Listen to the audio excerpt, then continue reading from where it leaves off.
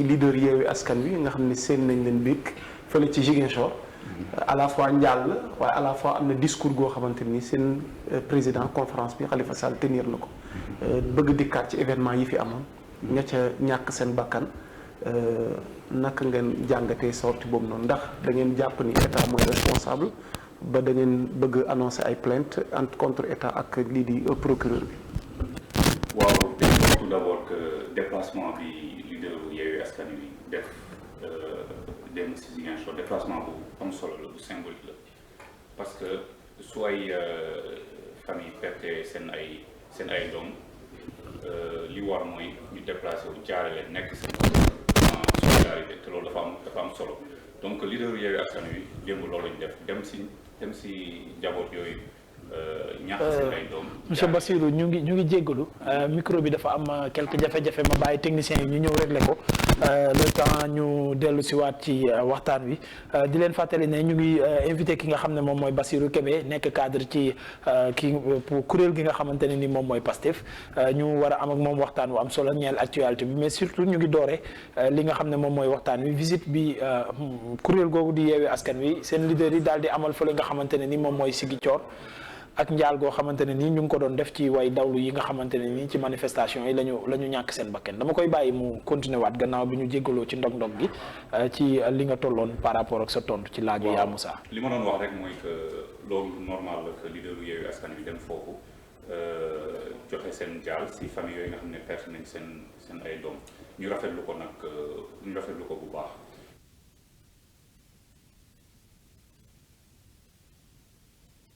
génn pour manifester am ñoo xam ne sax génnuñu woon pour manifester dañ génnoon pour doxi seen ay soxla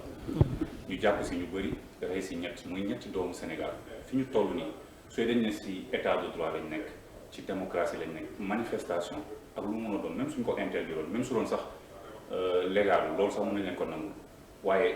21e siècle bi amul benn réew boo xam ne c'est normal ay nit yu ko xam ne dañu génn di manifester yoruñu ngànnaay yoruñu dara di si ñàkk seen bakken wala di si gaañ loolu mooy première chose bi ñu war a wax si ay bés yu weesu loolu bi ñu autorisé manifestation 8 juin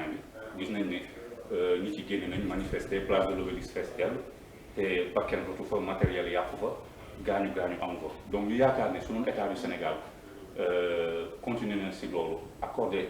manifestation yi suñ ko defoon tamit le 17 loolu yëpp benn problème du seen waaye gis nañ ñoom ni ñu réagiré le 17 le 17 juin ñetti personnes perte seen bakken mu rejoindre nag yeneen 14 yi pertoon seen bakken en 2021 muy loo xam ne ñun yéem nañu te loolu il faut que ñu dénoncer ko. merci beaucoup yaa Moussa balaa ngaa dugalaat ñaareelu laaj bi ñu bàyyi techniciens yi gën a ñoŋal micro bi ndax dégg-dégg bi ak ñi ñuy seetaan gën a leer di ci jégalu bu baax a baax di leen fàttali ne yéen a ngi suivre li nga xam ne moom mooy Seneweb TV ak seneweb.com actuellement yéen a ngi seetaan bët set muy émission matinale bi nga xamante ni yéen lañ ko jagleel gannaaw biñ ci jógee sànq ci revue de titre def li nga xam ne moom mooy rinkum yi waxtaane nañ njaboot geeg ñaan ndéwénal gi xam nañ ne tabaski ji fi mu toll nii métti na tombeeg situation réew mi insécurité bi bari xale yu baree bari ñu leen di ci fopp moo tax ñu doon waxtaane li nga xam ne moom mooy ñaan ndéwénal ngir sàkku ngeen def saytu bu baax a baax ci njaboot gi léegi nag ñu ngi toll ci waxtaan woo xamante ne nii waxtaan woo am solo war a dox ci digg yaa Moussa ak monsieur Bassirou Kébé nekk cadre ci kuréel googu ñu naan PASTEF yaa Moussa ñaareelu laaj bi. voilà ñaareelu laaj bi xëy na fi mu daanale ci fi ñuy situer responsabilité bi parce que ñuy jàpp nañ ni yéen waroon ngeen woon dellu gannaaw préfet aaye na leen waaye nee ngeen ala kulli aali ñu tere leen ñu bañ leen tere di ngeen amal manifestation yi ñoom itamit nu wàcc ak takk der yi xëy na ngir sécuriser waaye yi fi mujj na indi échauffourée ay bakkan lor ca ay dégâts collatéraux am ca. lu toll ci ñetti bakkan diggante Dakar ak Ziguinchor alors tey yooyu responsabilité est-ce que duñu ko partagé wala yéen da ngeen jàpp ni c'est l'état ba li Khalifa Sall annoncé comme plainte jëmale ko ci état bi ak li nga xamante ne mooy procureur. waaw li ñu war a wax mooy que ci état de droit dafa am ay critères yu koy teg bi si njëkk mooy li ñuy wax hiérarchie des normes constitution Sénégal moo ne.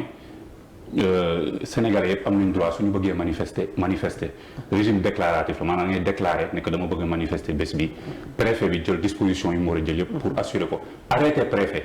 loolu laa doon wax sànq hiérarchie des normes arrêté préfet mënul nekk ci kaw constitution mënul nekk ci kaw loi loolu dama bëgg mu leer gis nañu tam préfet Dakar bi ci arrêté am li article bu mu cité article L62 ak maanaam si wàllum propagande L61 si wàllum propagande et cetera ñun loolu nekk ñu sol parce que loolu amul propagande médiatique manifestation la woon waxtaan ay trouble à l'ordre public ay ñu mën a infiltrer et cetera wax yooyu xam nañu ñoom lu ñuy utiliser la pour interdire ay manifestations donc ñun comme que si état de droit lañ nekk critère état de droit dañ koy doxal bu mu sës c'est-à-dire que du ñu nangu benn arrêté préfet bu illégal nekk ci kaw constitution Sénégal nekk ci kaw loi wu Sénégal suñu ñëwee nag si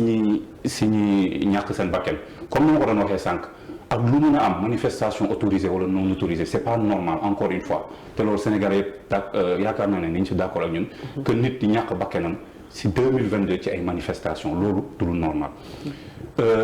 ci fee yi di démb président Khalifa Sall doon wax ni dinañ porter plainte dañ ko yóbbu au niveau des juridictions et cetera damay fàttali ne 2021 mars 2021 bi événement yi passé ñun bindoon nañ mémorandum man mii di wax si ñi ko bindoon si ñi si liggéey laa bokkoon bind nañ benn mémorandum yoo xam ne dañu établir ay faits yoo xam ni kenn mënu ko dindi bi gouvernement bi génnee mémorandum boobu xale def si ay wax yu dul dëgg yu bëri ñun génne nañ suñu mémorandum def ay faits wax nu mu demee et cetera def liggéey bu am solo te liggéey boobu bu kenn ne amul njëriñ gis nga parce que àddina dafa gudd tànk tôt ou tard ñi ñàkkoon seen bakken mars ak ñi ñàkk seen bakken juin bi dinañ am justice te loolu dafa am solo donc démb président Khalifa Sall lu mu wax loolu on utilisera tous les moyens maanaam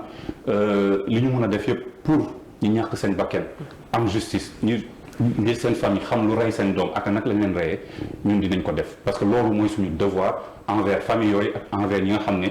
ñàkk nañ ci seen bakkan ci événement yi. Voilà, en bandant les muscles dans son discours Khalifa Sall nee na nous allons gagner les élections donc est-ce que c'est pas perdu d'avance d'autant plus que récemment 29 bi waroon ngeen amal manifestation finalement sursoir ngeen newoon ngeen di ngeen participer aux élections ngeen dellu gannaaw ba finalement suppléants yi ñoom ñooy dem est-ce que jàpp ngeen ni élections yii ñu jëm war ngeen ci rafet njot. bon déjà damay wax ni que démb le point principal bi du woon sax wàllum élection xëy na président Khalifa Sall def si. waaw def na campagne déguisée. waaw dëgg la mais li leen fa taxoon dem. mooy surtout jaale ak solidarité ak famille victime yi loolu mooy li am solo man communication bu mu def démb. loolu laa si gën a retenir après nag ce sont des hommes politiques c'est normal ñun li ñu mus a wax depuis le début mooy que élection législative yi incha allah le 31 juillet day am te dinañ si participer loolu la ñu mus a wax. léegi nag ñoom ak seen ministre de l'intérieur ak seen ay SETSAR ak seen direction générale des élections def nañ li ñu bëggoon def y a un état de fait dañuy dem élection liste suppléant bu kenn yaakaar ne Yewwi Askan Wi amul liste Yewwi Askan Wi am na liste suppléant la certes mais liste la ay nit lañ yu mel ne man ak yow yu bokk ci benn liste boobu sénégalais boo xam ne bëggatul régime Macky Sall def lu ko neex bëggatul Macky Sall tudd troisième mandat mun nga voter liste boobu partout au Sénégal donc loolu il faut que mu leer Yewwi Askan Wi am na liste te day dem élection incha allah le 31 juillet loolu message boobu lañ bëgg jàllale Sénégalais te message boobu moo am solo. est-ce que loolu du sa message Bassirou Kébé wuuteeg message yu sa leader yi ci conférence de presse yi ci sortie yi ñu doon amal par rapport à cette liste titulaire. non xam nga démb lan lañ wax. discours bi xaw na changé de. démb lan lañ wax. démb bi président Khalifa Sall toogee ak leader yi bi ñu toogee lan lañ wax. mooy que élection législative dañuy dem le 31 juillet incha allah dinañ dem bokk ci élection yi ak suñu liste Yewwi Askan Wi liste suppléant Yewwi Askan Wi liste Yewwi Askan Wi la du beneen liste si ñun lañ bokk ñooñu dañ leen tànnoon pour au cas où suñu titulaires yi kenn am si comme ni ko loi bi waxee kenn am si dog-dog et cetera ñu jël suppléant remplace donc ñooñu ce sont des membres de Yewwi Askan Wi ñoo xam ne mën nañu am confiance si ñoom te ñoom la ñuy àndal dem élection li ñu mus a wax depuis le début mooy ñun dinañ dem élection nañ bokk si élection yi te incha allah dinañ ko gagné. te si loolu la ñuy def waaw par rapport ak foofu man monsieur Kébé su ngeen toogee ba tey naan ñu liste suppléant liste la ñun daf ñuy jaaxal parce que dès que bi ñu leen waxee ne seen liste suppléant moo def entre guillemets xaw ngeen a rey seen bopp mel ni ñooñu duñu ay membre Yewwi wala tekkiwuñu dara wala amuñu benn valeur wala nawloowul ñu leen lan moo waraloon loolu déjà ak discours bi ngeen amoon démb ak tey bi ngeen am nii lan moo changé diggante bi dara changé dafa am juste sooy dugg ci dara dafa am ay principe principe bi mooy que am nga liste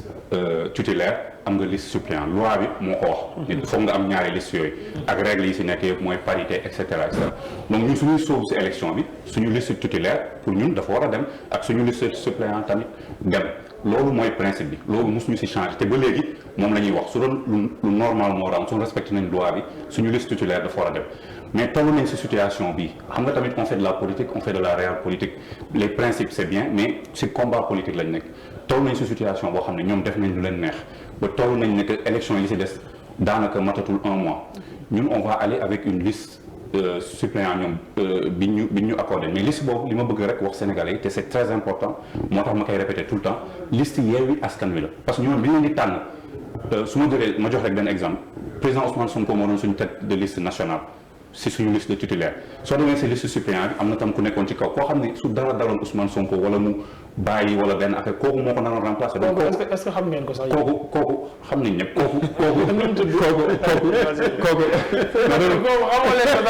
seen biir wax waxu ñàkk pexe ils n'ont plus le choix. mais xamoo leen ko. c'est-à-dire yéen ñi ngeen ñu bëgg a proposer sax yéen xamoo leen leen. pas du tout ñun gis na bi ñuy choisir kon ça veut dire que. peut-être que ñun da ngeen ñu jàppee ay irresponsables yoo xam ne bi ñuy choisir suñu ay liste tooguñu càmbar ko. non pas négociation parti politique yi d'habitude ce qui se passe mooy lan mooy que ne leader yi la ñuy jël jox leen position yu baax yi benn c'est des faits ah jeunes yi nga xam ne ñooy wàcc ci télé bi keroog ñu ngi ko doon waxtaanee fii ñoom ñooy xeex ñoom ñooy dem affronter lacrymogène yi ci 250 personnes yi bu ñu leen jàppee ñoom kenn du leen marsal kenn du leen conférence de presse pour ñu jénn leader yi ñooy njëkk a jénnaat ñooñu duñ leen gis ci liste yi beneen bi mooy am na ñoo xam ne ñooy gën a sonn ci parti ñooy mobiliser bu ñuy dajee permanence parce que ñoom ñooy yenu ji saisi ñoo koy luwe ji ñoo koy indi ñooy def lépp kenn leen gis ci liste yi bu ñu demee defar seen liste ba mu jekk léegi nag comme loi bi da laa imposer tant de personnes ñoo ci war a ne il faut nga am comme ni nga ko waxee liste nationale am suppléant nga ne xaaral nag Aïssa Thiam moom ma jël ko rek mottalee ko fii rek pour mën a liste bi mën a jàpp non d'habitude ça se passe comme ça ci parti politique mais tey jii yow ñi nekk ci suppléant yi sax mën nañu cee wax kenn ñu Sénégalais yi war a mën naa la si wax ñu bëri parce que xam naa leen dama lay wax dëgg ma wax la pare dama lay wax gis nga ñi nekk si liste bi yëpp que ce soit liste titulaire wala liste suppléant ñun ñëpp dañu candidaté woon pour ñu jël leen maanaam même ñi nga xam ne si liste suppléant bi lañ mujjee gëm naa ne bi ñuy candidaté dañu bëggoon nekk ci liste titulaire bi loolu dafa am solo man xam naa processus bi nu mu demee parce que ci biir laa nekkoon yow Moussa noonu ngeen dàkkaale ñoom Moussa Diop ñoom docteur Babacar ak non xam nga après dafa am ay critères de choix yoo xam ne du fii laay toog di ko wax am na yoo xam ne leader yi ñoo jël seen responsabilité ñoom jàpp ngeen ne amuñu woon ci liste wala non ay choix la ay critères yoo xam ne leader yi ñoom ñoo assumer responsabilité mais en tout cas soo déposé sa candidature ne dama bëgg nekk candidat nga bokk ci organisation bu si mel ne Pastef damay joxe exemple Pastef nga bokk Pastef bëgg nekk candidat da ngay déposé sa candidature am na yu ñu doon laaj am na fooy jaar et cetera donc noonu la demee xëy na suñu décidé ne que bokkoo ci liste suppléant yi titulaires yi mun nga dem ci liste suppléant yi donc loolu duñ mun wax ne que suppléant ñi fa nekk amuñu njëriñ wala kenn faalew leen déedéet parce que ñun dañu respecté assemblée nationale dañu respecté sénégalais yi donc bëgg nañ suñuy def assemblée nationale yóbbu fa ay nit yoo xam ne am nañ xam-xam bi am nañ mën-mën bi ñi bokk ci liste yi yëpp que ce soit titulaire wala suppléant dañu déposer seen candidature convaincre ay argument ne ñoom war nañ mun a bokk ci assemblée nationale amul kenn ku ñëw ne damay déposer pour nekk suppléant loolu amul ñëpp dañu déposer woon te ñoom ñëpp yaakaar naa dañuy yaakaaroon ne que dañuy nekk titulaire donc loolu moo am solo. li ngeen xeex le 8 juin xeex que le 17 juin 29 juin reculade am wala stratégie politique bi la wax ku ci nekk yaa ngi wax sa gis-gis ndax jàpp leen ni fi ngeen mujjee war a ngeen fa njëkkee ngir épargner xew-xew yi fi amul. xam nga ñun dañu décider organiser benn manifestation le 29 juin ñu bëri génn. ni bëgguñu jàmm dañuy indi violence suñ defaatee manifestation et cetera et cetera donc ñi ñu reproché loolu léegi ñu ñëwaat di ñu reproché ne ñun dañu reculer xam nga ñun on fait de la politique te ñun tamit yàlla may nañu tuuti xam-xam sooy combat ak régime bu mel ne Macky Sall sam stratégie dafa am lu ci bokk am na yoo xam ne xëy na mënoo toog ci télé di ko wax waaye tamit li ma mën a wax mooy que nekk nañ si période bu difficile tabaski baa ngi jege si Sénégalais yi sonn nañ am na inflation prix yaa ngi yokku et cetera et cetera étudiants yi élèves yi ñu ngi def seen ay examens et cetera et cetera donc ñun on vit pas dans l'espace si Sénégal lañ dëkk si ay réalités ñun ñëpp dañu am ay njaboot xam situation bi nu mu demee donc dañu am tamit suñu leader responsabilité bu ñu am à travers ñi leen di topp ak ñi gëm seen projet donc décision bi loolu moo ko sumb mais du question reculade wala dara balaa nga xam ne du reculade nga bàyyi ba événement yi passé nga gis ne que ñun combat bi ñu nekkoon ba léegi ñu ngi si décision monsieur Kébé bi ngeen koy jël xanaa kon da ngeen réfléchir wala da ngeen jël décision avant ngeen di réfléchir parce que avant da ngeen waxoon quoi qu'il se passe ak lu munti xew ak ku leen ñaan da ngeen di manifester décision des leaders yi man bi ñu koy jël nekk moo foon mais ñoom ñoo toog analyser situation bi xool ne que xëy na li gën mooy ñu reporter manifestation bi loolu lañ def. seen décision dara xewul ci suuf c'est une décision dara xewul ci suuf en contrepartie si ni ngeen mën a accepter bi la décision nii après finalement. li ma mën a wax daal man li non seulement ngeen dellu gannaaw mais accepter finalement suppléant yi dem wax waxeet am ci dellu gannaaw am ci ak li ngeen doon prôné ci ay principe ak li ñu leen xamee ci bu ngeen màttee dee dagg. li ma mën a wax daal mooy que coalition Yewwi Askan Wi moom kenn du ñu empêché dem ci élection bu dee loolu mooy wax rek musuñu ko wax musuñu ne ñun duñu dem élection on l'a toujours dit. donc loolu waaw non maa ngi si ñëw donc wax amul ci côté boobu bi ci topp mooy que manifestation mun nga ko organiser ba nar ko def am fas yéene def ko yeneen circonstances dugg nga changé ko li ma mën a wax mooy que Yewwi Askan Wi bokkul ci benn compromission négocié wuñu ak kenn mais nag ci réew mi lañ bokk ay doomu réew mi lañ am na yoo xam ne su amee ñun on prend les décisions selon contexte bi c'est tout loolu lañ def. mais yaa Moussa moom mere na leen ci mais man dama cee kontaan. pour une première fois. waaw man boobu moom dama ci kontaan boobu moom je suis en phase avec kontaan naa mais yaa Moussa mere na leen. yaa Moussa léegi dina comprendre rek. 2024 moo tax mu mere leen dama xool fu sori. moo tax mu mere leen. non dina comprendre Ahmed il est un cadre du PASTEF dañu ñëw ak seen parti ak seen leader Ousmane Sonko. ñëpp miin nañ ci combattre régime yi fi nekkoon anti système ngeen. nangu ni système gi fi nekk waaye gis nañ jamono yi lu toll ni massification parti bi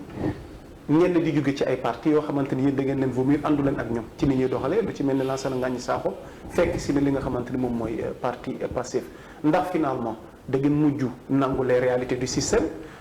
discours bi soppeeku na ci diggante bi alors nag ngeen mën a justifier loolu ndax finalement mën nañu jàpp ni léegi Pastef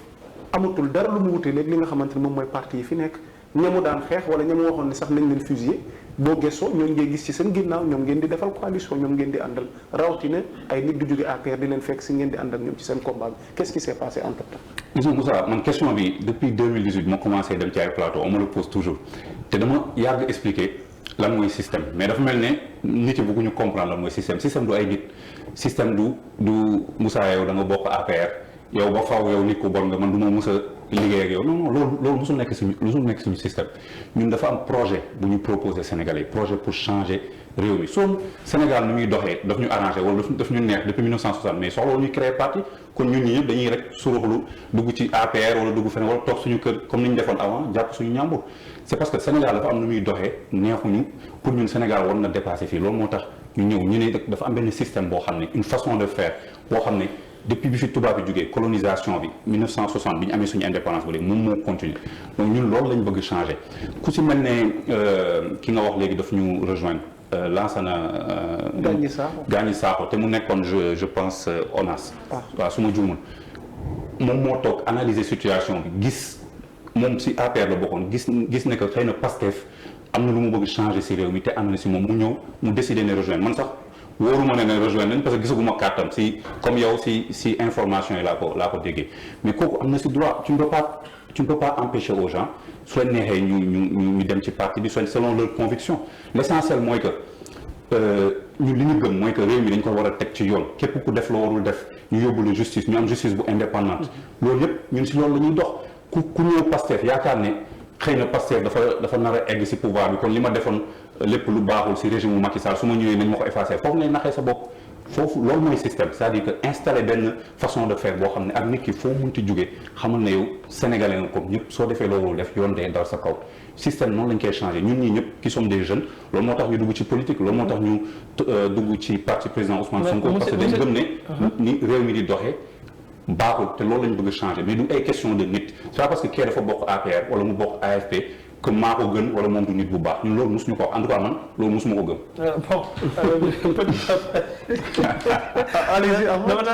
dama ko noonu wax est-ce que tamit seen wax bi ngeen defaraat nii ba mu rafet nii est-ce que du waxi politicien rek waxu système yu fi daan am la parce que je donne un exemple comme ça xam nga tey jii nii système bi c'est vrai que du ay nit mais ay nit a koy doxal système bi ni mu mel ay nit a ko def est-ce que nit ñooñu ni ñu mel tamit ñooñu ñun mën ngeen ñoo gëmloo ne bu ñu ñëwee ci yéen danañ changer nañ daan doxalee ci système bi je donne des exemples un Khalifa Sall boo xamante ne régime socialiste pratiquement fekke na lépp jaar na ci ñaari temps yëpp kooku noonu mu ñëw ba tey jii nii nekk magum jëm ngeen bëgg ñoo gëmloo ne yéen seen dina bàyyi système socialiste ba mu jàngoon ba mu doon gouverner te dara soppeeku ci réew mi yéen mën ngeen ko dindi si moom je donne un exemple de Aïda Mbodj bi ñu taxawee fii nii ne Ablaye Wade warul am 3e mandat moom moo njëkk a jénne ma caution ma carte jénne xaalis teg ci table ji yaa ngi fi var yaa ngi fi pour tey jii nii loolu nga xamante ne nii suñu constitution moo ko tegoon bokk na ci ñi njëkkoon a yëkkati loxoom poussé maître Abdoulaye Wade pour ñu fëlaxi ko sànni fële kooku yaakaar ngeen ne loolu dina soppeeku tey daw làqu yi dafa bokk ci système bi daw làqu mooy nekkoon fii sentir ne mu ngi waaj a yàqu neexatul nga daw làqu fële parce que jàpp nga ne fii mu ngi commencé neex est-ce que loolu bokk ci système bi ñu war a njëkk a xeex nit ñi ànd ak ngor ak dignité dooli ci dooli ci coalition te yéen loolu foofu ngeen commencé lu pe ñun Pastef parti politique ñu ñu coach en développement personnel du ñu psychiatre ñun nekkuñu fi nekkuñu fi pour changer ay mais yéen ngeen doon prôné yéen a gëm ñëpp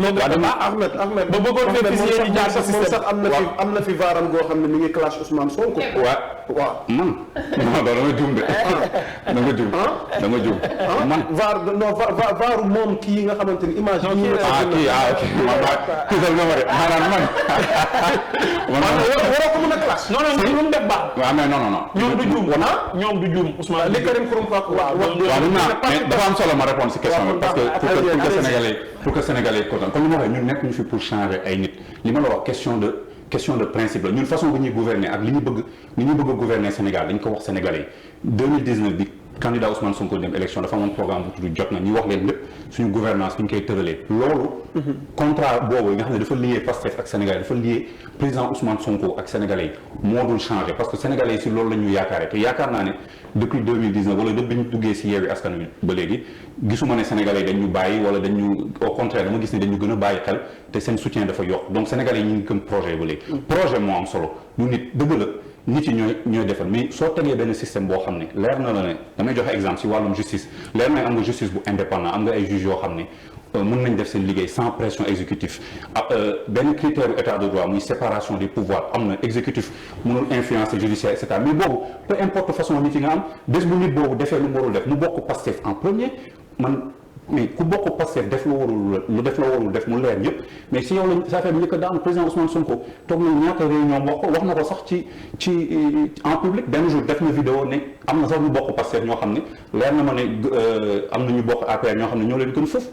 def na vidéo wax ko ba am ñu nekk biir Pastef di si mer wala di ko reprocher mais il a parfaitement raison gënuñu kenn c'est le système qu'il faut changer c'est les manières de faire ça veut pas dire que bés bu ñu ñëwee léppay baax ñëppay jub déedéet waaye ku jubul teggi si yoon na yoon dal sa kaw loolu mooy changer système mais c'est pas ay changer ay nit wala changer seen jikko nit ku loolu c'est une décision individuelle nit ku nekk yaay xool erreur yi nga def wala yow ni nga mel et cetera mais système bi moom dinañ ko changer parce que président Ousmane Sonko loolu la digal ak Sénégalais yi. mais monsieur Kébé loolu est-ce que mën na yomb si yéen parce que Ameth Ndoye mi ngi la koy wax léegi nee ngeen bëggu leen mënu leen changer nit ñi système bi ngeen di changer mais nit ñi ngeen di andi ci biir système bi ñooy système bi. xam nga soo gisee réew yu développé soo demee yu mel ne ay Malaisie par exemple soo bëggee changer nit du comme sànq wax na ko nee na du nit bu am 60 ans jaar fi ngay changer nit si système éducatif la léegi suñu amoon temps def suñu analyse système éducatif yëpp xool ban façon de Sénégalais lañ bëgg yan référence lañ ko war a tegal et cetera mais c'est clair que dañ nekk si Sénégal boo xam ne valeurs yi dafa yàqu amatuñu ay référence wala suñ ko amee tam bëriwul ay référence yu baax et cetera donc loolu programme politique la loolu c'est un programme politique boo xam ne si peut-être benn génération ñaari génération lay changer mais li am solo mooy que Pastef am na benn projet boo xam ne gëmloo na ko Sénégalais depuis 2019 Sénégalais yi def président Ousmane Sonko 3e ci candidature élection présidentielle te yaakaar nañu su demaatee incha allah dina am ndam loolu moo am solo ñu bañ a trahir projet boobu bañ a trahir confiance boobu ñun ñii ñëpp lu tax ñu ànd ak président Ousmane Sonko projet la ñun itam soo moom kese xëy na duñ fa toog mais projet bu mu yore la moo tax ñu ànd ak moom tant que projet boobu man personnellement en tant que militant de Pastef tant que projet boobu gisuma ne que dévié na wala changé na man ba Pastef laay nekk. projet boobu ñan ñoo ko war a doxal. suñu ñun parti lañ bokk. waa système ba rek lañ gis. parti lañ bokk. conférence de niveau toog Khalifa Sall toog. mais c'est ñun parti lañ bokk. je te parle de gars yi dañ lay soto même. non Bassirou non amul problème man je suis prêt. non damay terminer rek. dama lay aider parce que yéen li ngeen xamul ne mooy Ousmane ci boppam ci système bi la bokk moom. donc après nag kooku nu ngeen bëggee mu bañ a ànd ak waa système bi parce que député. non donc soo nekkee député système la bokk soo nekkee ministre mais système bi moo fi nekk. non loolu laa wax donc ba léegi explication système yi ngeen comprendre donc ku nekk fonctionnaire système bi am na ñu nekk fonction publique ñoo xam ne dañu jub ñoo xam ne seen salaire lañ ñem ñoo xam ne ñu ngi amal njëriñ Sénégal ñoo xam ne ñu ngi liggéey pour Sénégal avancer est-ce que d'accord naa si école sénégalaise lañ jaar si administration sénégalaise lañ jaar mais loolu du système encore une fois c'est-à-dire loolu président Ousmane Sonko expliqué na ko cas bu Pastef fi expliqué na mais dafa mel xëy na nit ñi ñoo bëggul comprendre wala et cetera. donc su ma la comprendre kon il y a paradoxe donc il y a un système qui est là il y a des gens qui sont dans ce système là am ñoo xam ne ñu ngi jubal am ñoo xam ne ñu ngi dëngal ci même système bi kon ñiy jubal ci système bi bu ñu ne système bi lépp bon na parce que am na ñoo xam ne comme ni nga ko waxee am nañ benn produit système boo xam ne mais am na ñoo xamante ni comme dafa mel ni pomme de terre dundab lañ système système bi amul problème système boo xam ne depuis 1960 ba 2022 Sénégal tax na ba Sénégal mi ngi ci 20 pays yi gën a pauvre au monde ba léegi système boobu système boo xam ne mënul réduire pauvreté système boo xam ne mënul réduire chômage système boo xam ne intérêt étranger nga fi nekkal et cetera yooyu ñun loolu la ñuy wooyee système mais nag que ci biir administration Sénégal mu am ñu patriote ñu bëgg Sénégal jëm ci kanam mais bien sûr que y en a mais su dee yow ñi ngay jox lenge ñi diriger réew mi ba léegi ñoom ci xalaat yooyu lañ nekk ci complexe si tubaab yi ci jaay suñu réew ci jaay suñu askan ñun loolu la ñuy woowee système loolu lañ bëgg dindi je pense président Sonko def na fi ay discours yoo xam ne wax na ci France wax na si li ñu noot yëpp te nëbbu ko donc koo xam ne dafa ragal wala bokk ci système bi wala bokk si ñooñu nga xam ne dañu am complexe wala noot du génn télé di def yenn discours yi envers la France wala envers yeneen puissance coloniale yi donc loolu dafa am solo ñu xam ko système boobu du Sénégal rek lañ koy combattre c'est un système néocolonial boo xam ne Afrique yëpp la nekk soo demee si réew yi ñu wër yëpp mi ngi fa aussi donc combat bi foofu la te loolu la Sénégalais yi nag comprendre xam nañ ne du affaire nit affaire vision la affaire c'est de la loolu la ñu woowee nag vrai c'est de la vraie politique loolu mooy vision fan lañ bëgg a jëlee Sénégal ak fan lañ bëgg a yóbbu Sénégal. sànq bi ma ne VAR ak moom xaw na tiit sax ne man. waaw dafa ma jaaxal rek. mais laata nag ñu saako bu fekkee waa régie mën nañ ma may élément ki ñu accueillir maanaam seen parti ñu xool attitude am démb ak tey jii moom mi ñuy accueillir seen parti. man nga ko ne nee nañ élément bi disponible. voilà mën nga continuer par rapport ak loolu. kon neel sa système yow. voilà kon li ma bëgg c'est-à-dire que il faut ñu am ay leeral peut-être mi ngi jéem a défendre position ak thèse am mais on a vu un ancien Gagny Sakho qui n'était pas du tout d'accord tey ak Ousmane Sonko doon tenir ay discours ba di ko clash aujourd'hui mu quitté APR parce que li xew ci diggante mag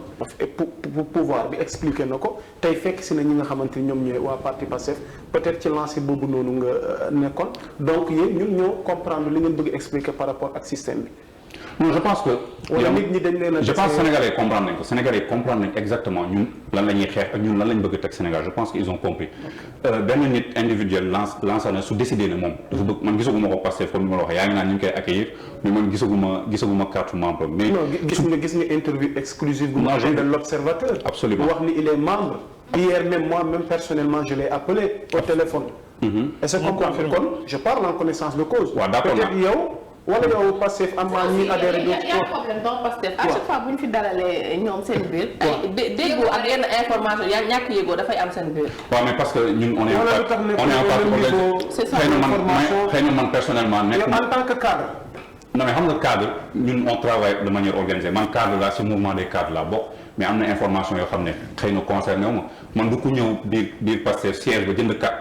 carte dañuy woo cadre yi ne leen ci jënd na loolu xam nga loolu amul sax sens mais li ma bëgg a wax mooy que nit bu décidé dem ba ci biir gis na que li président Ousmane Sonko di proposé pour Sénégal mooy lu baax gis na que suñu programme économique suñu programme politique suñu programme de gouvernance mooy li baax pour Sénégal décidé ne que projet bi mooy lu baax soo ñëwee pour dugg Pastef duggal mais l'essentiel mooy que nga respecté suñu projet nga gëm projet bi tey nga défendre ko loolu moo am solo pour ñu changer Sénégal su dee gëm nga ko vraiment man je ne vois pas de difficulté particulière à ça. ok ma bañ a xaabaabal ñaari point rek. waaw peut-être vidéo bi bëggoon naa mu disponible. waaw ndax VAR moom am na fi solo lool ci réew mi. absolument. Autre chose mooy yaa ngi ko wax sànq ci transparence ak ci doxalin. en tant que yéen Pastef li ngeen bëgg a prôné. nu gis démb ak barki démb. fële ca mairie Patte d'Oie. kenn ci yéen di Maimouna Dièye nga xamante ni moom moo jiite mairie ba. ñu koy toppee maanaam mu indi ay leeral. ci somme goo xamante ni wute naag la ñu doon xaar ci moom maanaam dañ ko laaj 3 millions ci lu jëm ci social ci wàccaay tabaski bi elle a décaissé 12 millions te alors que 3 millions le conseil municipal bi voté woon 9 millions yi fan la dugg ba taskatu xibaar yi jéem nañ ko jot ngir mu indi ci ay leeral waaye nee na pour le moment mënu cee prononcé wu. automatiquement nu gis ci réseaux sociaux yéen waa Pastef ñëpp ngeen génn ne na leer bu ñu kenn tàkkal sàccantu yi moom mooy indi sàcc. te loolu ñun xaaruñu ko woon ci yéen ak ñu bokk ci yéen ak lépp lu ngeen ñu gëmloo boobu ba tey ci wàllu maanaam transparence ci wàllu njub. Bon déjà il faut revenir au principe ñun li ñu gëm mooy que dañu am devoir d'exemplarité maanaam képp ku bokk ci Pastef rek da nga am devoir d'exemplarité te soo jàddee yoon yi tamit yoon daf la war a teg loxo en commençant par le président Ousmane Sonko ñun loolu lañ gëm donc loolu duñ si mës a jóge information bii ngay wax ni man ni nga ko déggee laa ko déggee comme ñëpp donc man pour le moment yoruma élément yoo xam ne mun naa ne moom moo def wala deful et cetera je pense que parti bi instant bi ils sont au courant de la situation te selon ñun ni ñuy doxee ils vont prendre les dispositions nécessaires peut-être que ki ñuy accuser noonu moom dina génn défendre boppam tamit loolu dafa am solo parce que ni nga waxee principe jub wala rendre compte nu mu amee solo noonu tam présomption d'innocence amee solo que nit soo ko accusé nga bàyyi ko xëy na mu génn waxal boppam man sincèrement situation boobu loolu laa suñu ñëwal mais damay fàttali rek ne que PASTEF mooy patriote africain du Sénégal pour le travail éthique et la fraternité éthique dafa am solo gis nga képp ku bokk ci PASTEF te loolu président Sonko wax na ko jour bu mu gagné maire Ziguinchor ci guddi bi mu taxawee ci kaw oto bi wax na ko képp ku bokk PASTEF nga nekk maire PASTEF nga nekk député PASTEF bés boo jàddee yoon ba mu leer ñu ne yaa ko def parti bi mooy njëkk dal ci kaw yaa ngi koy wax sànq gis nga ay jeunes yuy dal même si je pense que teel na parce que amuñu ay preuves te il faut respecter la présomption d'innocence de Maimouna Dièye mais gis nga rek jeunes yi ni ñu génnee naan na leer waa jeune PASTEF ñoo doon génn di ko def yow yaa ko wax ak ay militants PASTEF peut-être xaw ma mais ça prouve que ñun même exigence bi li ñuy exiger gouvernement Macky Sall ñun su ñun la njëkkee képp ku nekk suñun te defoo lu war yoon. monsieur Kébé est-ce que yoon dina dal sa du teg xel rek. non loolu yaa ko jàppee noonu xëy na maanaam sàcc bi jóge ci yow rek nga jël naan sàcc la di ko yuuxu bañoon a fat sàcc moo gën. ñu jël élément vidéo. waaw suñu def woon dara tam ñun ne waxuñu dara donc après dinañ si nañ déglu élément bi après dinañ ñëwaat ci loolu naa ci posé sama question. waa Régis seet naa la. C'est effarant qu'à ce niveau de responsabilité, quelqu'un qu'on dit inspecteur des impôts avec un poste aussi important peut sortir des déclarations comme ça. Mais ça explique aussi l'état de l'économie de notre pays. C'est de l'ignorance ou juste une manière de bien se faire remarquer? C'est de l'ignorance, il ne sait pas ce qu'il dit. Ce monsieur a été inspecteur des impôts, très important pendant 15 ans. Il se dit spécialiste en fiscalité. Toute sa stratégie, c'est de dire je vais taxer beaucoup plus les entreprises. Ça n'a aucun... Ces gens ne comprennent rien de ce que c'est que l'économie. Et c'est le même discours qu'il nous sort. Et il dit, je vais faire ma propre monnaie parce que le Sénégal a du pétrole. Et tout propre monnaie, pourquoi? Parce qu'on accuse la France. Je pense qu'il faut qu'on raisonne de façon responsable. On se dit patriote. Vous savez, on ne peut pas être patriote. C'est pas une situation temporelle. C'est dans la durée qu'on le fait. Pourquoi les enseignants se plaignent dans ce pays? Moi aussi, j'étais patriote. Que je travaille au ministère des Finances, on me donnerait les fonds communs. Je dirais, je ne prendrais pas. ci loolu nga xamante ne indi ko. Le monsieur qui ne sait pas ce qu'il dit finalement, c'est ce monsieur qui t'accueille dans son parti. waaw je pense que nag sincèrement question bi moom ngeen ko posé moom mi defe naa ko ñu il y va de l'idéologie et des principes du parti. xam nga lu muy wax nii c'est sur une question. Il y a le parti, il y a les personnes, il y a aussi donc les principes. C'était sur la question du local. Selon sa réponse comprendre naa ban question c'est sur quelle question c'était je pense ni wax ay affaire la monnaie locale ak affaire impôt ni ñu koy je pense que peut-être moom moo comprendre loolu bi ñu ne bu mu ne président Ousmane Sonko par exemple dafa bëgg yokk impôt entreprise bi mosul wax loolu c'était élargissement de l'assiette fiscale maanaam loolu expliqué nañ ko c'était dans notre programme et cetera monnaie locale peut-être qu'il a des doutes mais c'est pas parce que da nga nekk ci parti que da ngay ànd ak président Ousmane Sonko ci lépp man mi am na yoo xam ne du ma ko wax fii xëy na mais d'accord ma ci ak président Ousmane Sonko. mais monsieur Kébé loolu c'est tout à fait normal. On est en démocratie. mais monsieur Kébé monsieur Sakho mi li muy wax. mais man je suis pas son avocat aussi. moom moo war a assumer li mu wax. dinaa la laaj boo xam ne yow sa xalaat laa ci soxla. c'est waa ji bi muy wax moo wala phrase bi nga xam ne moom la gën a jénne mooy. voilà quelqu'un qui ne comprend rien du tout. de ce qu'il dit. maanaam nit boobu noonu mu wax ko lii. ci campagne électorale locale yi la diggante bi maanaam ça fait même pas. 1 an bu bëree ba bëri matu ko. léegi comment ça fait ci diggante boobu maanaam nit ki xamul dara ci li muy wax. maanaam nga finalement yow nga dem ànd ak kooku ne politique am moo la doy. léegi ñaaree mën a am. soit waa ji moo changé ki doon wax te nga naan xamul dara ci li muy wax moom dafa changé. nga dem fekki ko wala soit yow li ngay def gëmoo ci dara. dem làppatu ci fee. yow nan nga analyser situation boobu. am na troisième situation boo xam ne yow tegoo ko ci la table. soit moom moo juumoon xamoo lu muy wax. léegi la compris moo nekk aussi. c'est pas la première personne moo wax ne dañu dem fekk. xam nga affaire économie moom dafa xaw a compliqué peut-être qu'il n'avait pas tout saisi mais bon. voilà dañuy terminer ak les étudiants de Ziguinchor mere nañ trop maanaam seen leader muy Ousmane Sonko. ci mbirum payum immeuble boobu nga xam ne finalement c'est Doudou Ka moom moo volé à leur secours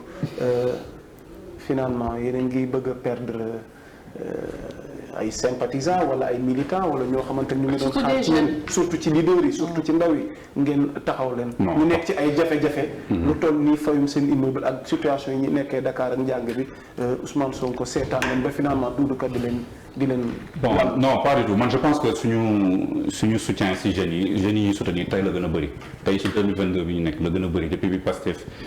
Pastef existé Ousmane Sonko bi ñu koy fal maire Ziguinchor dafa leen proposer programme bu complet bu ñu tuddee Burok wax leen fii laa fekkee Ziguinchor fii laa ko bëgg yóbbu loolu moo tax population yi askan wi génn votel ko maa ngi gis instant yi ay télé wala ay site en ligne ñu dem Ziguinchor di def ay enquête ci mbedd bi di laaj population li ma gis mooy que population yi vraiment kontaan nañ ci président Ousmane Sonko te ñu ngi koy bàyyi tout à fait pour mu liggéey pour mu def programme bu donc Ousmane Sonko nitu vision la programme la teg waa Ziguinchor fal ko ci loolu après nag ñi mu ko seqal mooy ñi nga xam ne bëggoon nañ nekk candidat wala soutenir nañ beneen candidat président Ousmane Sonko dóor leen dóor yu métti xëy na loolu mooy métti doomu Ziguinchor bu mun dimbali beneen doomu Ziguinchor moom man awma lu ma ciy wax sincèrement def ko y' a pas de souci loolu Ziguinchor waa Ziguinchor ñoo ko moom su dee yow. politiquement parlant est-ce que amul lu muy wàññi ci. Ousmane Sonko ne sera jugé que sur son bilan à la tête de Ziguinchor population Ziguinchor yi foofu lañ koy jugé te loolu je pense que du léegi même si tàmbali na ay liggéey yu bëri donc si foofu lañ koy jugé du ci ay fay immeuble ak yooyu jeunes Ziguinchor yëpp. majorité bi en tout cas man je suis certain que ñi étudiants yi ci li ngay wax ci bilan ci lay bokk ci lay bokk Ousmane Sonko en programme te programme bi su dee lire nañ ko effectivement yaay bokkul ci non ci la gis nga soo nekkee maire soo nekkee maire li nga war a def bëri na mais mënoo def lépp Ousmane Sonko si programme am na créé na benn commission boo xam ne si affaire économie solidaire et cetera yooyu lay def si solidarité communale et cetera dimbali étudiants yi social bien sûr que ci la bokk mais sooy politique da ngay xam ne que des fois am na ñoo xam ne dañuy dem utiliser wala njëkk la fenn pour def seen publicité bopp c'est normal. ba si jaale bi les jeunes ont perdu la vie le 17 juin. ñu ngi koy soog a dem jaale donc presque un mois donc des fois tamit yéen seen yenn paa yi. non jaale bi moom si bés bu ñu ko pété li gore c'est-à-dire déplacement bi ngay wax peut-être mais jaale moom vraiment bi ñooñu pété bi ñooñu ñàkkee seen bakkan moom jaale bi tout de suite Yewwi Askan Wi def na ko Pastef def na ko loolu moom je vous rassure pour ça. maintenant est-ce que lii nii situation étudiants yi nii waroo leen cee jàng ne maanaam théorie bi ak réalité terrain bi du benn. situation étudiants yi pour man loolu la mbir mi wane parce que bu ngeen toogee di théorie nii mais c'est extraordinaire da ngeen ñu révélo man mi ci laa bokk. situation étudiants mais réalité bi fi mu toll nii li muy joxe. dafa mel ni bokkul ak li ngeen doon. naa la wax réalité bi te boobu du président Ousmane Sonko situation étudiants yi ñu toll nii Sénégal 2022 depuis 1960 la tàmbali c'est-à-dire ñu ngi si réew boo xam ne étudiants yi dañuy dem université nekk si ay conditions yu metti nekk si ay conditions jàng bu normal sax duñ ko mun da ngay dem fii nii si corniche bi sooy romb université gis leen ñu nekk si buntu kër yi nekk fan résidence tey seen ay cahier si suufu lumière yi di jàng am na ñoo xam ne pour añ pour ndekki sax problème la mais loolu c'est la responsabilité de l'État depuis longtemps loolu mooy réalité Sénégal te loolu xam nañ ko loolu soxlawul ngay nekk maire mais problème yi ñuy fàttali nii monsieur Kébé problème yi xam nañ ko mais ñun li ñu soxlawu moom mooy solution yi donc boo ñëwee toogaat fii tey dañuy rappeler waat problème yi je rappelle juste que Ousmane Sonko a été élu maire le 23 janvier 2020. On parle de Ziguinchor d'accord loolu laa wax mais dama lay wax situation étudiant xam nga situation yi étudiant Ziguinchor yi di dund ñenn ñi si ñoom ak situation yi étudiant Dakar ak Thiès dund yëpp benn la parce que ñoom ñëpp difficulté yi c'est les mêmes pour eux tous donc c'est pour ça que je parle au plan national que situation da nga ma wax réalité mooy la réalité étudiant yi loolu ñëpp xam nañ ko fii lañ ko fekk mooy réalité bu metti la président Ousmane Sonko a été élu le 23 janvier comme ni ñu élee yeneen maire yëpp dafa teg programme boobu la ko nit yi wóoloo dañ ko bàyyi mu dérouler programme di ngeen gis nag solution dina feeñ wala du feeñ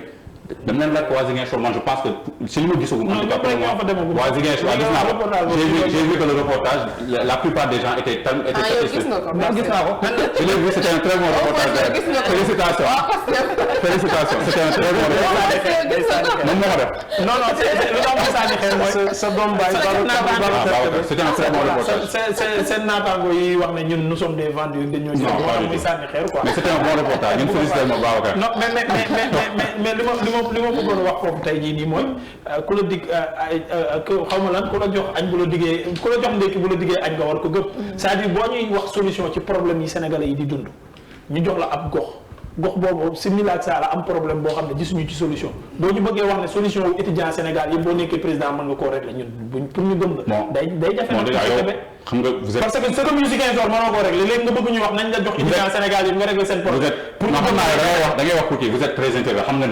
ne maire dafa am domaine de compétence j'espère que xam nga ne maire dafa am mais socialement loolu sax ku la wax ne que Ousmane Sonko bu mu nekkee maire ba léegi wóor na ne dimbalul kenn socialement qui n'a pas fait du social mais mairie dafa am ñu koy gérer Ousmane Sonko moom njëkkantewul ci dimbalante ñooñu étudiants yooyu toog nee nañ ñoom dimbali nañ leen c'est très bien ki leen dimbali nañ ko sant gërëm ko man xaw ma nan la leen dimbalee xaw ma fu xaalis bu jógee waaye comme que dimbali na leen rek ñu koy félicité mais nag moom bi mu taxawee Ousmane Sonko taxaw même si moom doon candidat directement mais ki mu doon soutenir ak parti bu mu àndul Ousmane Sonko taxaw jeunes yooyu yëpp ak population Ziguinchor bi majorité bi près de 60% Ousmane Sonko lañ tànn donc ñooñu Ousmane Sonko ñoom lay rendre compte te incha allah dina leen rendre compte si bilan am loolu rek moo am solo. ok merci beaucoup yaa Moussa su fekkee amoo benn laaj ñu daal di def ci bës foofu la ñuy daanale rek. ayca bàyyi leen ak suite yi. ayca madame Beuz ñu ànd ak madame Beuz monsieur Kébé daal di suivre actualité yi gën a fës lan la ñu indil tey. wala bi ñuy njëkk a waxtaanee moom moo di appel bi nga xam ne Adji Sarr def na ko ak Adamo. encore waaw encore.